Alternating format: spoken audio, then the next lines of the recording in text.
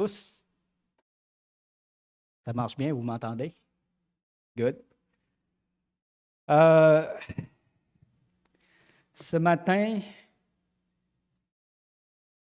depuis dimanche passé, depuis que notre frère Jean a fait son message, le Seigneur a mis dans mon cœur le désir de vous partager le plus grand trésor que j'ai dans mon cœur. Lequel? Le trésor. Dieu, exactement. Alors, je ne sais pas pour vous, mais pour moi, Dieu est le plus grand trésor de ma vie. C'est sûr que j'ai mes enfants, j'ai mon époux, j'ai ma famille, j'ai ma mère, j'ai mes sœurs. Ce sont toutes des personnes qui sont chères à mes yeux. Mais le Seigneur, de par sa parole, il m'a appelé à lui et j'ai répondu à son appel. Et depuis ce temps-là, c'est lui le plus grand trésor de ma vie.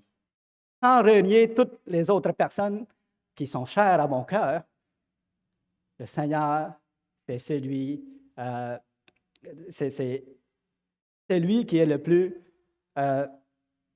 précieux, on pourrait dire comme ça. Puis c'est comme ça que le Seigneur nous appelle à voir en même temps. OK? Et je pense bien que c'est le cas pour plusieurs d'entre nous.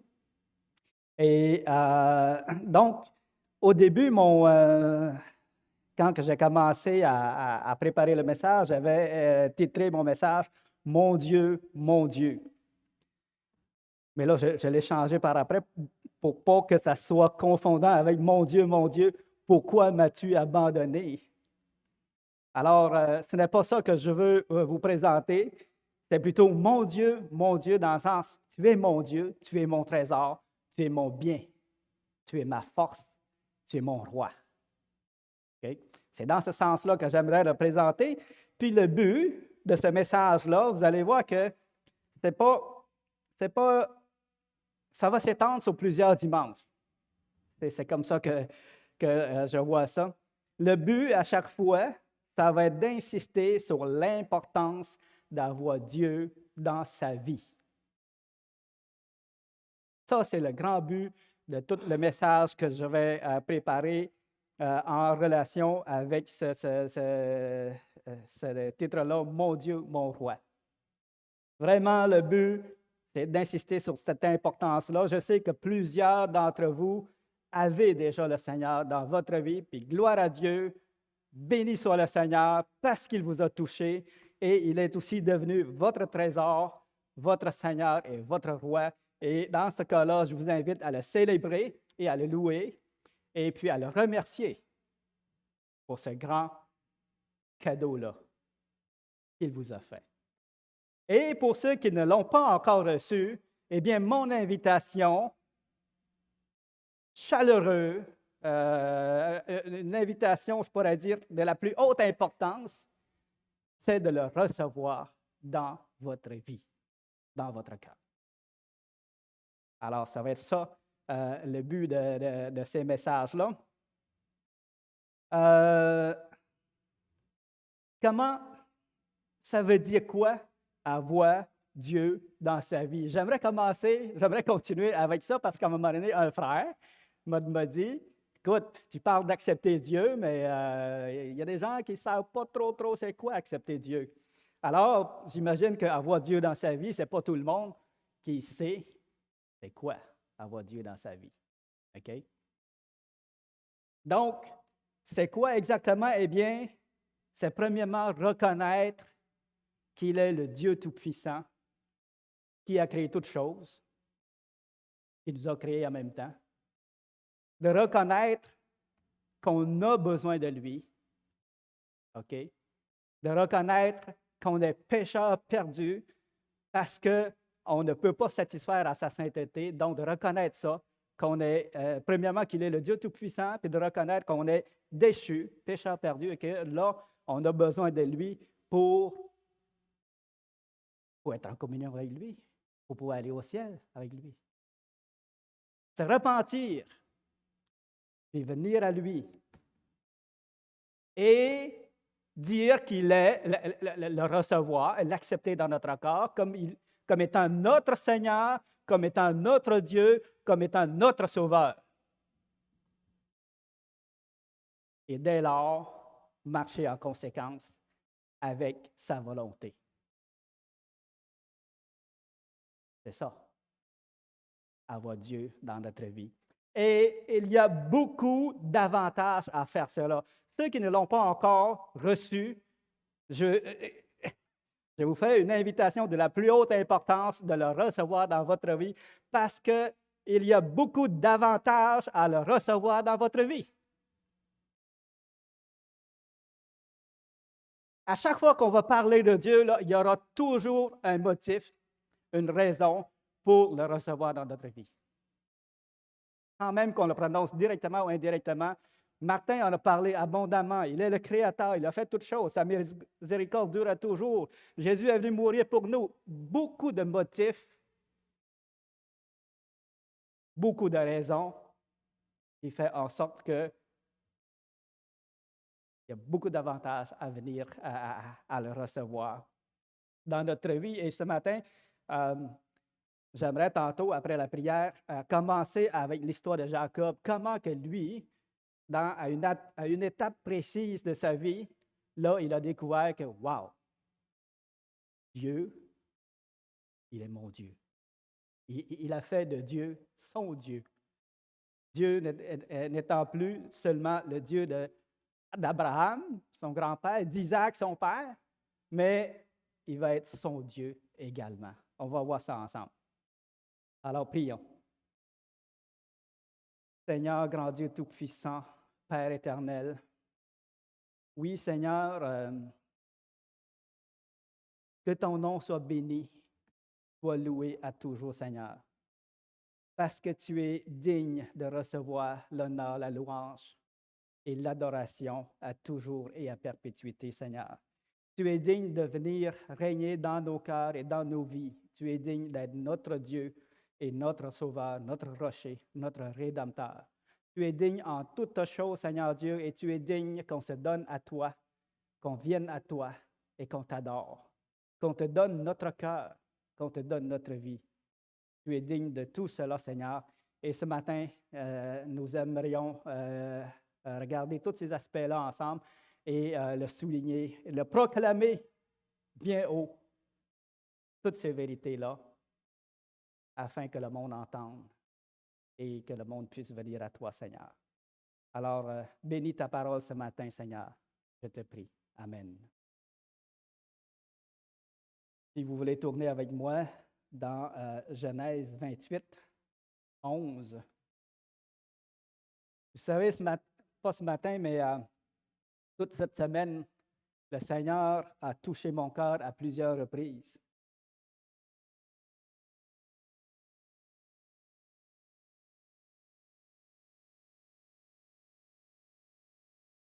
Et à plusieurs reprises, durant le jour, je me suis mis à genoux dans un coin tranquille pour le prier, le remercier et surtout pour redire encore et encore, Seigneur, tu es mon Dieu, tu es mon roi, tu es mon Seigneur, à toujours et à perpétuité. Puis, à chaque fois que je dis ça, là, ça me fait tellement du bien. Je ne sais pas si vous les dites au Seigneur, ces paroles-là, mais moi, quand le Seigneur me touche, j'aime à redire cette vérité-là, à le ruminer, et ça me fait un grand bien. C'est comme un rappel de du vœu qu'on a fait au Seigneur, ce vœu-là de le suivre puis de lui appartenir. Ici, dans le Genèse 28, on va voir que Jacob va faire également ce vœu-là. Donc, on peut le lire ensemble. Genèse 28, le verset 10. Jacob partit de Beersheba et s'en alla à Charan. Il arriva dans un lieu où il passa la nuit, car le soleil était couché. Il y prit une pierre dont il fit son chevet et se coucha dans ce lieu-là. Il eut un songe. Voici une échelle appuyée. Une échelle était appuyée sur la terre et son sommet touchait au ciel. Et voici un ange de Dieu pas un ange, et voici les anges de Dieu montaient et descendaient par cette échelle. Et voici l'Éternel se tenait au-dessus d'elle, et il dit, je suis l'Éternel, le Dieu d'Abraham, ton père, et le Dieu d'Isaac. La terre sur laquelle tu es couché, je la donnerai à toi et à ta postérité. Alors voici la promesse que Dieu lui a faite. Ta postérité sera comme la poussière de la terre. Tu t'étendras à l'Occident et à l'Orient, au septentrion et au Midi, et toutes les familles de la terre seront bénies en toi et en ta postérité. Voici, je suis avec toi, je te garderai partout où tu iras, et je te ramènerai dans ce pays, car je ne t'abandonnerai point que je n'ai exécuté ce que je t'ai dit. Alors ici, en passant, c'est un des motifs pour lesquels ça vaut la peine d'avoir Dieu dans sa vie. Il ne nous abandonnera pas. C'est la promesse qu'il a faite à Jacob et c'est la promesse qu'il fait à tous ceux qui viennent à lui. Voici, je suis avec toi, je te garderai partout où tu iras et je te ramènerai dans ce pays. On aura l'occasion de revenir sur ce sujet-là spécifique, le fait que le Seigneur sera toujours avec nous pour nous accompagner dans notre vie. Au verset 16, Jacob s'éveilla de son sommeil et il dit, « Certainement l'Éternel est en ce lieu, et moi je ne le savais pas. » Il eut peur et dit, « Que ce lieu est redoutable. C'est ici la maison de Dieu, c'est ici la porte des cieux. » Et Jacob se leva de bon matin, prit la pierre dont il avait fait son chevet et la dressa pour monument et versa de l'huile sur son sommet. Il donna à ce lieu le nom de Béthel, mais la ville s'appelait auparavant Luz. Jacob fit un vœu.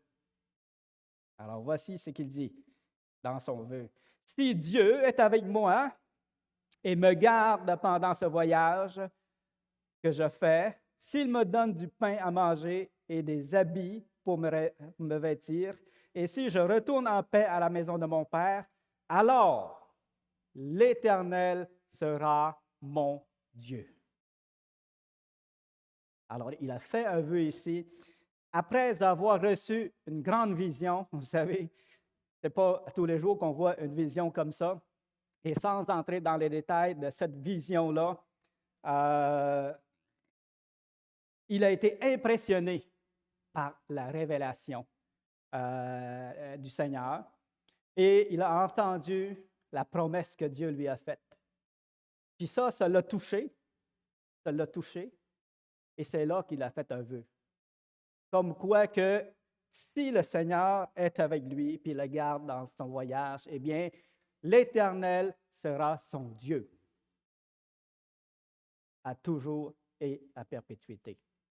Puis le Seigneur, lui, dans sa promesse, il dit qu'il sera avec lui, puis il ne l'abandonnera pas, qu'il n'ait exécuté ce qu'il a dit. Vous voyez, qu'est-ce qu'il a dit? Il a dit que toutes les familles seront bénies en lui, en tout cas. Toutes les familles de la terre seront bénies en toi et en ta postérité. Alors, c'est encore d'actualité. Puis le Seigneur va garder Jacob.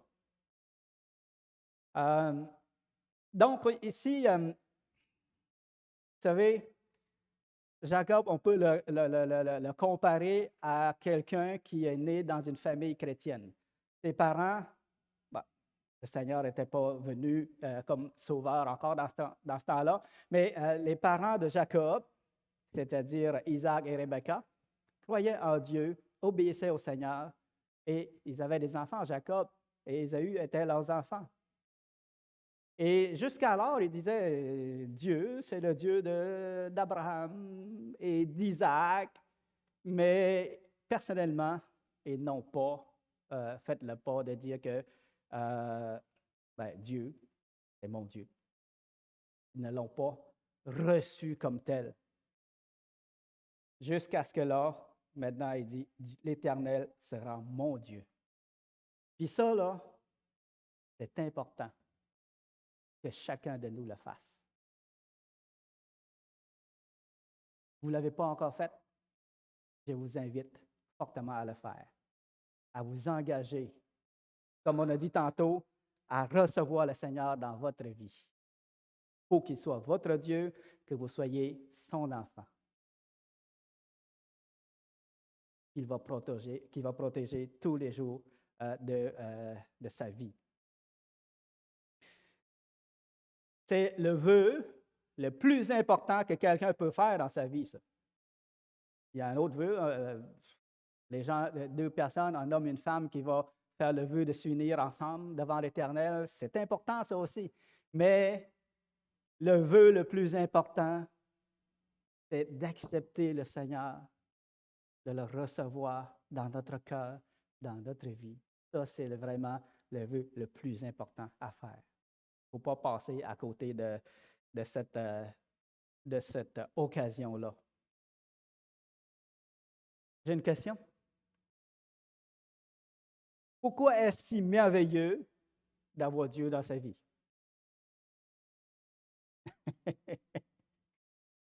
Depuis le début que Martin a parlé, il y a bien des raisons qui font en sorte que c'est merveilleux d'avoir Dieu dans sa vie. Il en a nommé plusieurs, puis moi, je vais vous en nommer quelques-uns. Puis ce matin, on ne regardera pas toutes, on n'aura pas le temps de voir tous les aspects, mais on va en voir quelques-uns. Premièrement, moi, j'ai dit que Dieu est merveilleux. Amen. Dieu est merveilleux. Puis là, je vais essayer ce matin de faire ressortir un Dieu merveilleux, les merveilles, toutes les grandes caractéristiques que Dieu a, tous ses attributs. Je ne pourrais même pas faire ressortir, ne serait-ce que la moitié ou une partie. Ta gloire est tellement grande que ce que je vais dire ce matin n'est qu'un faible reflet de sa personne. Mais j'espère que ça va être assez pour toucher votre cœur, pour ceux qui ne l'ont pas encore reçu, et pour ceux qui l'ont reçu, bien, que vous dites « Amen! Il est notre Dieu! » On l'a. Hein? On est content de lui appartenir. Alors, premier motif, il est merveilleux. L'autre motif, il est le seul vrai Dieu. Amen. L'autre motif, il est notre Père, avec un grand P. OK? L'autre motif, qu'on va parler aussi plus tard, il est la source de la vie, la source de toute vie. Si vous êtes sans Dieu, vous n'avez pas la source de la vie. L'autre motif, il est notre Sauveur. Il est le Sauveur. Et si vous n'avez pas Dieu dans votre vie, vous n'avez pas de Sauveur dans votre vie.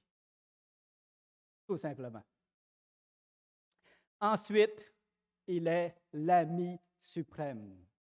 Alors ça, c'est une fonction de Dieu auquel on peut avoir de l'intimité avec, mais en tant que Père aussi. Mais en tout cas, nous allons voir cet aspect-là en détail aussi à un moment donné. Moi, pour l'instant, j'aimerais vous mentionner tous ces motifs-là et on peut avoir d'autres motifs également. Pour aujourd'hui, j'aimerais m'attarder sur le fait qu'il est merveilleux. Il est une merveille. C'est drôle de dire ça de Dieu. Il est une merveille, mais avec un grand M. OK? Il est un trésor avec un grand T. Et pourquoi est-il merveilleux? C'est une autre question. Pourquoi est-il merveilleux?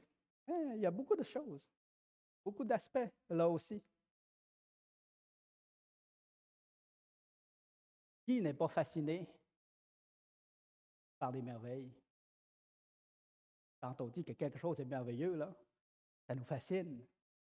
Une chose grandiose. OK? Une chose dont tout le monde désire voir, désire toucher, désire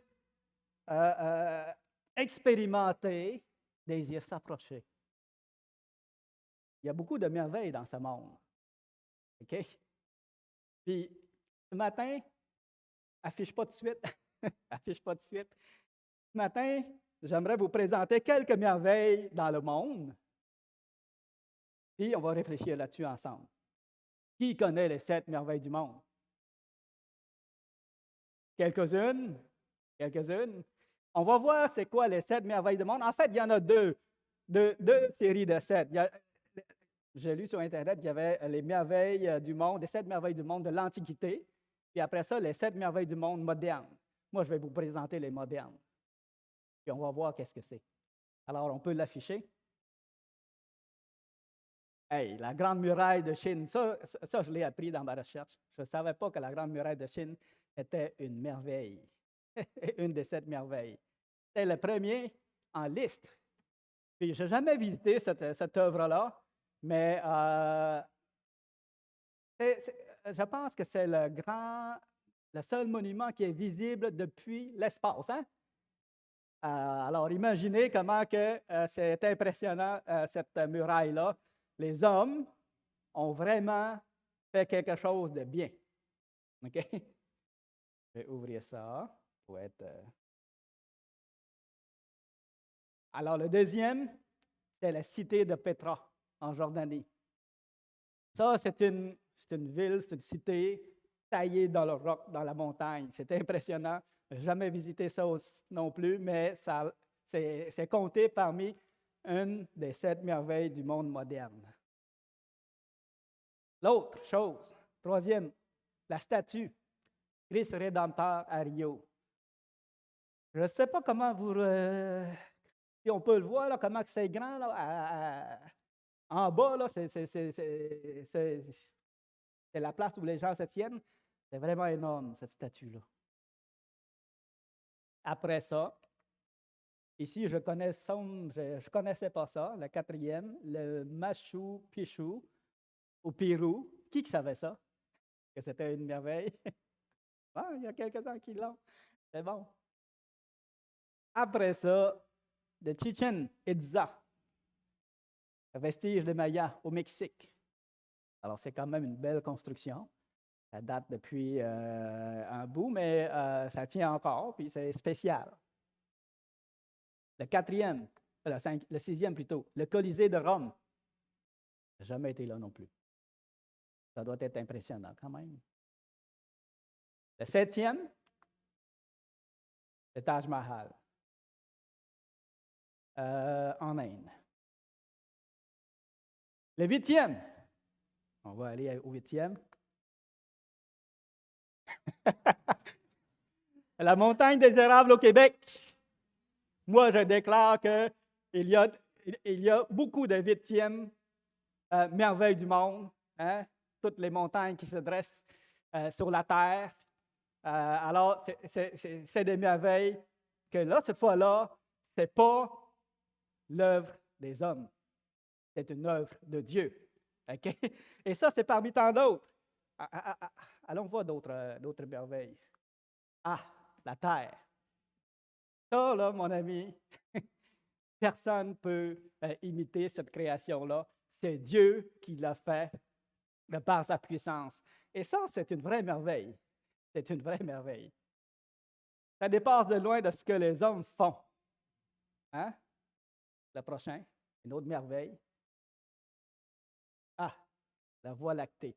Notre galaxie, ça, c'est impensable comment c'est grand. On est invisible de cet angle-là, de ce point de vue-là, on est invisible. Puis Dieu, il est tellement grand, il a créé ça. Amen. Et ça, mon ami, ça, c'est une merveille aussi. Il y en a d'autres. La nébuleuse de l'Aigle. Et ce n'est pas la seule, il y a beaucoup de nébuleuses dans le monde, dans l'univers, il y a beaucoup de constellations, il y a beaucoup de planètes. Et c'est toutes des merveilles de Dieu. Des œuvres grandioses, que c'est seulement Dieu qui en est l'auteur. Puis, il y en a d'autres, on va le voir. Ça, mon ami, ça, c'est une merveille.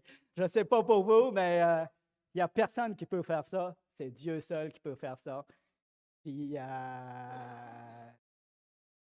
Puis, le fait qu'il soit, il est présenté de façon spéciale, là, avec une bonne photo, puis mouillé. On voit, c'est spécial, la création de Dieu. Un autre, on termine avec ça. Ça, c'est une merveille aussi. La plante que vous avez chez vous, puis que vous arrosez à chaque jour, bien ça, laissez-moi vous dire quelque chose, ça, c'est une merveille de Dieu aussi. Amen?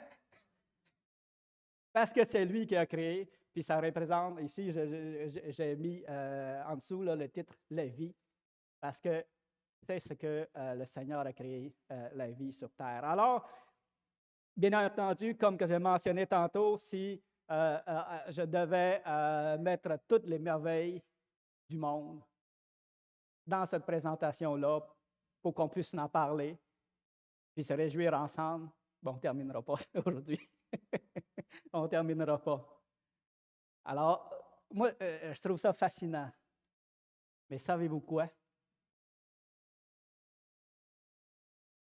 Parmi toutes ces merveilles-là, Dieu les surpasse tous. Dieu surpasse toutes ces choses-là. Pourquoi? Parce qu'il est le Créateur. Il est le Dieu des merveilles. Voilà pourquoi, ce matin, mon sujet plus spécifique, voilà pourquoi ça vaut la peine d'avoir Dieu dans sa vie. Parce qu'il est le Dieu des merveilles. Il est, et pourquoi? Bien, c'est parce qu'il est le créateur de toutes ces merveilles-là. C'est lui qui a créé toutes ces choses-là. Et laissez-moi vous dire quelque chose. Étant le créateur, il a le droit de réclamer ce qui lui appartient. Il a le droit de réclamer que toutes ces choses-là lui appartiennent et sont à lui. De même que les hommes et les femmes sur la terre. Il a le droit de nous réclamer pour qu'on lui appartienne. Et en tant qu'humains, nous devons, au fond, nous devons lui appartenir. Nous devons nous donner à lui. C'est un devoir, parce qu'il est notre Créateur. Puis si on ne le fait pas, bien, on est rebelle. On devient rebelle à son autorité de Créateur. Et quand on est rebelle, on subit les conséquences de notre choix. Et ça, mes amis, c'est important de comprendre ça. C'est important de comprendre que si je ne reçois pas le Seigneur, si je ne l'accepte pas comme étant mon Dieu, mon roi et mon sauveur, ben, je suis rebelle à son autorité et je mérite son châtiment. Parce qu'il a le droit, il a pleinement le droit de me réclamer comme étant son dû. Ça, il faut comprendre ça. Et c'est important. Très important. Ce matin, j'aimerais m'attarder sur cet aspect-là du Créateur. Bien entendu, il y a beaucoup d'autres caractéristiques de Dieu qui font en sorte qu'il est merveilleux. Tous ses attributs, comme par exemple le fait qu'il est omniprésent. On verra ça une autre fois. Qu'il est omniscient, il connaît tout. Qu'il est omnipotent, il peut tout. Le fait qu'il est juste, saint, qu'il est vrai dans toutes ses paroles. Le fait qu'il est rempli de magnificence, de splendeur. On a chanté sa majesté. Alors, tous ces attributs-là font en sorte qu'il est merveilleux. Et on y reviendra. Parce que, tout d'abord, quand j'ai commencé à préparer ça, je m'étais dit, oh, je vais mentionner ça, sans trop m'attarder. Mais je me suis dit, ben, pourquoi ne pas m'attarder? On va s'attarder sur les attributs de Dieu pour justement le glorifier, dire comment il est merveilleux, puis comment qu'on doit se donner à lui. Alors, j'ai décidé de m'attarder sur tous ces aspects-là. Ce matin, on ne pourra pas tous les voir, mais ce matin, on va voir qu'il est, dans la parole de Dieu, on va voir ensemble qu'il est notre Créateur. Puis en même temps, le fait qu'il est notre Créateur, beaucoup de monde ici, vous êtes d'accord avec ça. J'aurais pu passer rapidement, mais j'ai décidé de m'attarder aussi parce que peut-être qu'il y a des personnes qui ont besoin qu'on regarde ça plus en détail. OK? Si vous voulez tourner avec moi dans Genèse 1.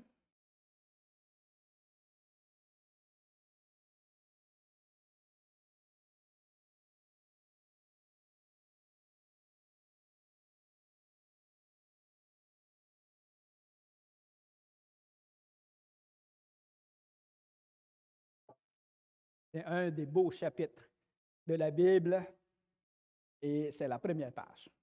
Vous n'avez pas à chercher trop longtemps, c'est la première page. Puis ça va vraiment nous dire comment que Dieu a créé toutes choses et qu'il est le Dieu de toutes choses. Alors, du verset 1 à 3, au commencement, Dieu créa les cieux et la terre. La terre était informe et vide, et il y avait des ténèbres sur la surface de l'abîme, et l'Esprit de Dieu se mouvait au-dessus des eaux. Et Dieu dit, que la lumière soit, et la lumière fut. Wow! Qui a ce pouvoir-là? Personne. Personne. Seulement Dieu. Je ne sais pas je sais pas pour vous, mais dans ma jeunesse, j'ai appris à connaître d'autres dieux. Par exemple, Bouddha, le dieu grec, et ainsi d'autres dieux que j'ai lus. Mais je ne connais personne qui a ce pouvoir-là, qui nous parle comme Dieu nous parle à travers sa parole et qui fait ce que Dieu fait comme nous dit sa parole. Alors, c'est Dieu qui a créé la lumière.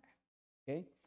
Et le verset 7 à 8, il va créer le ciel. C'est lui qui a créé le ciel. Et Dieu fit l'étendue et il sépara les eaux qui sont au-dessous de l'étendue d'avec les eaux qui sont au-dessus de l'étendue. Et cela fut ainsi. Et il appela l'étendue ciel. Ainsi, il y eut un soir et il y eut un matin. Ce fut le second jour. Alors, Dieu vient de créer le ciel. Et vous allez voir que à travers ce chapitre-là, tout ce que Dieu dit va se produire, va se faire. Et il y a une expression qui revient, et cela fut ainsi, parce que Dieu l'a dit. Wow! Je ne sais pas pour vous, mais pour moi, c'est wow. Le verset 9 à 11, du verset 9 à 11, Dieu va créer la terre, la mer, la verdure, les arbres avec leurs semences. Dieu dit que les eaux qui sont au-dessus du ciel se rassemblent en un seul lieu et que le sec paraisse. Et cela fut ainsi. Et Dieu appela le sec terre et il appela l'amas des eaux mer. Dieu vit que cela était bon. Puis Dieu dit que la terre produise de la verdure, de l'herbe portant de la semence, des arbres fruitiers donnant du fruit selon leurs espèces, ayant en eux leur semence sur la terre. Et cela fut ainsi. Amen. Alors, c'est Dieu qui a créé la verdure, la terre et la mer. Ça ne finit pas là. Verset 14 à 16. Ici, Dieu va créer les astres. Dieu dit qu'il y ait des luminaires dans l'étendue du ciel pour séparer le jour d'avec la nuit, que ce soit des signes pour marquer les époques, les jours et les années, et qui servent de luminaires dans l'étendue du ciel pour éclairer la terre. Et cela fut ainsi. Dieu fit les deux grandes luminaires, le plus grand luminaire pour présider au jour et le plus petit luminaire pour présider à la nuit. Et il fit aussi les étoiles. Alors, tout ce que, les photos qu'on a vues tantôt, là, la nébuleuse de l'Aigle, la Voie lactée et plein d'autres constellations, plein d'autres astres, plein d'autres planètes. C'est Dieu qui les a faits. C'est lui qui les a créés. Par sa parole. Par sa parole.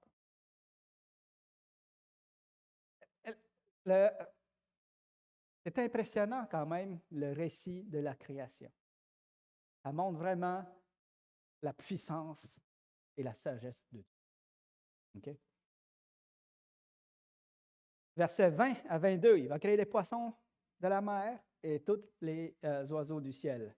Dieu dit que les eaux produisent en abondance des animaux vivants et que des oiseaux volent sur la terre vers l'étendue du ciel. Dieu créa les grands poissons et tous les animaux vivants qui se meuvent et que les eaux produisent en abondance, selon leur espèce. Il créa aussi tout oiseau ailé selon son espèce. Dieu vit que cela était bon. Dieu les bénit en disant, « Soyez féconds, multipliez, remplissez les eaux des mers et que les oiseaux multiplient sur la terre. » Wow! C'est pas, en lisant ça, je ne sais pas si vous faites une image de ce qui se passe là, mais impressionnant. Les eaux produisent des grands poissons, les poissons, toutes sortes d'espèces en abondance, ça fourmille là-dedans. Puis, je ne sais pas si c'est encore le cas. Je sais que l'océan n'est pas encore tout exploré. À ce que je sache, aux dernières nouvelles, l'océan n'était pas encore tout exploré. Il y a bien des coins qu'on ne connaît pas encore. Il y a des espèces, peut-être, que les scientifiques n'ont jamais découvert encore. Hein? Alors, c'est vraiment quelque chose. Le verset, du verset 24 au verset 28, là, le Seigneur, Dieu va créer tous les vivants qui vivent sur la terre ferme, ainsi que les êtres humains. Dieu dit que la terre produise des animaux vivants selon leur espèce, du bétail, des reptiles, des animaux terrestres selon leur espèce, et cela fut ainsi. Dieu fit les animaux de la terre selon leur espèce, le bétail selon son espèce, et tous les reptiles de la terre selon leur espèce. Dieu vit que cela était bon. Et puis Dieu dit, faisons l'homme à notre image, selon notre ressemblance, et qu'il domine sur les poissons de la mer, sur les oiseaux du ciel, sur les bétails, sur toute la terre et sur tous les reptiles qui rampent sur la terre. Dieu créa l'homme à son image, il le créa à l'image de Dieu, il créa l'homme et la femme. Dieu les bénit et Dieu leur dit, soyez féconds, multipliez, remplissez la terre, l'assujettissez et dominez sur les poissons de la mer, sur les oiseaux du ciel et sur tout animal qui se meut sur la terre. Alors, ça c'est le 6e jour. Et on voit encore là que c'est lui, l'auteur, le créateur de toutes choses. C'est par lui que toute chose a été créée. Et la parole de Dieu nous dit que rien de ce qui a été fait n'a été fait sans lui. Okay? Dans Jean 1, le verset 1, là, ça dit « Au commencement était la parole, et la parole était avec Dieu, et la parole était Dieu. Toute chose a été faite par elle, et rien de ce qui a été fait n'a été fait sans elle. » Alors vraiment, c'est lui qui crée toutes choses. Il est le créateur de toutes choses. Il est mon créateur. Il est votre créateur. Et que vous le croyez ou non, il est votre créateur quand même. Que vous le rejetiez, que vous dites, il n'existe pas, je ne crois pas, il est votre créateur quand même. C'est lui qui vous a créé. Si vous dites, je le hais, parce qu'il ne fait rien sur la terre, il est votre créateur quand même. Il n'y a rien qui va changer ça. Puis, au jour venu, vous serez amené devant lui, votre créateur. Et c'est là que vous devrez répondre de votre choix. On a vu tantôt. Étant le créateur de toutes choses, il a le droit, la pleine légitimité de nous réclamer, de réclamer qu'on lui appartienne. C'est lui qui nous a fait. Puis si on ne l'accepte pas, ben c'est parce qu'on est rebelle. Et à ce moment-là, on va devoir répondre de cette décision-là devant lui. Okay? Si vous voulez tourner avec moi, on a un autre verset à regarder avec vous.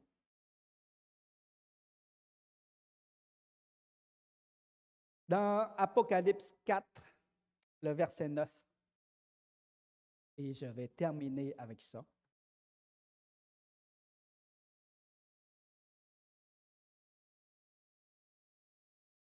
Apocalypse 4, le verset 9. Quand les êtres vivants rendent gloire et honneur et action de grâce à celui qui est assis sur le trône, c'est-à-dire à Dieu, à celui qui vit au siècle des siècles, les 24 vieillards se prosternèrent devant lui, devant celui qui est assis sur le trône, et ils adorèrent celui qui vit au siècle des siècles. Et ils jettent leur couronne devant le trône en disant, « Tu es digne, notre Seigneur et notre Dieu, de recevoir la gloire et l'honneur et la puissance, car tu as créé toutes choses et c'est par ta volonté qu'elles existent et qu'elles ont été créées. » Alors, les 24 vieillards ici ont reconnu ça. Ils ont reconnu que Dieu, c'est lui qui a créé toutes choses. Puis que c'est à lui que revienne toute la gloire. Ils ont jeté leur couronne devant ce Dieu-là. C'est à lui que revient toute la gloire. Et c'est lui que l'on doit louer, que l'on doit adorer. C'est lui que l'on doit reconnaître comme étant notre Dieu à nous. Je vous invite à faire pareil, si vous ne l'avez pas fait. Et si vous l'avez fait, gloire à Dieu. Réjouissez-vous de ce que Dieu vous a sauvé, de ce que vous êtes devenus ses enfants, de ce que Dieu vous a révélé sa splendeur, sa grâce, son amour et son pardon, et de ce que vous vivrez pour l'éternité avec lui. Amen. Ça c'est la grande récompense de celui qui a Dieu dans sa vie. Il y a d'autres choses, d'autres avantages qu'on va voir plus tard dans les autres messages. Mais ça, c'est la grosse récompense de faire alliance avec Dieu comme Jacob a fait. D'avoir Dieu dans sa vie, de dire que tu es mon Dieu, je suis ton serviteur, je suis ton enfant. La grosse récompense, c'est vie éternelle en lui, en Jésus-Christ. Prions. Seigneur éternel, oui, tu es digne, Seigneur. Tu es digne d'être honoré, tu es digne d'être glorifié. On le voit à travers ta parole, comment tu es grand, Seigneur. Toutes les merveilles que tu as créées dans ce monde et dans l'univers, la sagesse qui habite en toi et qui dépasse toute intelligence. Ton plan merveilleux que tu as dévoilé à tes serviteurs, les prophètes, les saints et tous ceux qui aiment et qui t'aiment et qui te servent, Seigneur. Tout cela, on voit que dans tout ça, tu es merveilleux, Seigneur, et que personne n'est comparable à toi. Nous te remercions, Seigneur, parce que tu nous as touchés, parce que tu nous as sauvés, parce que tu nous as amenés à toi. Tu nous as révélé ta splendeur, ta majesté, ta magnificence. Tu nous as fait comprendre comment que tu es grand, que tu es le seul vrai Dieu et que l'on fait bien de venir à toi pour se mettre à genoux devant toi et reconnaître que tu es notre Seigneur et notre Dieu. Les mots me manquent, Seigneur, pour exprimer toute ta magnificence, Seigneur, et tout le privilège que nous avons en toi. Mais je peux m'en réjouir et je te prie, Seigneur Dieu, afin que d'autres personnes aussi ceux qui n'ont pas encore, qui ne t'ont pas encore dans leur vie, qu'ils puissent aussi faire cette alliance-là avec toi, afin que tu sois leur Dieu. Tu es leur Dieu de toute façon, mais qu'ils le reconnaissent et l'acceptent que tu es leur Dieu. Merci Seigneur. Amen.